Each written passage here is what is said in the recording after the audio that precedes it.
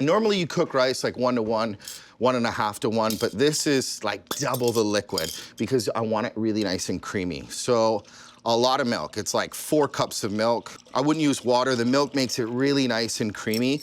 And then there's only one rice in my mind to make rice pudding, and that's basmati. It just smells so fragrant. And now let's start spicing it out. Ground cardamom. This stuff is crazy. There's so much going on in there. And cardamom's best friend is cinnamon. They're the Bert and Ernie of spices. Everybody knows it. They're quite cute and loves to watch them. All right, and for some more life, some ground ginger. I like doing this all with dry spices. It keeps the rice really nice and silky. And then for some more flavor, because it's a dessert, vanilla. Already, it smells like chai tea. It's the cardamom in the milk. It hits you right in the face. Delicious. But you want it nice and sweet, so some brown sugar. You could use white sugar, but brown sugar is just so fun. There's molasses in it. It's got caramel notes, and when it melts, it almost gets like this silky caramel consistency to it. That's perfect.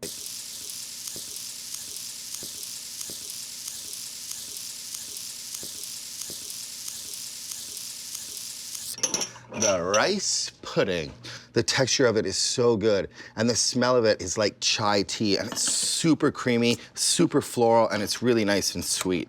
You could even do this and pop them into the fridge and cool it down a little bit. Because there's so much liquid in it, you could serve it cold, but I like serving it a little bit warm, even hot. It's just the way to do it. And when you eat it warm, so much of those spices are alive and awake. It's perfect.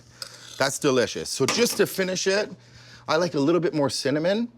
Yeah, just touch it, just touch it, just touch it. That's it. And the crunchy nuts. So the rice is really creamy, it's really floral, and you got some fresh cinnamon on there and crunchy nuts. That is delicious. It's smooth, it's creamy, it's warm, it's spiced out, it's easy, it's cheap, and you're having it for dinner. Wha-bam!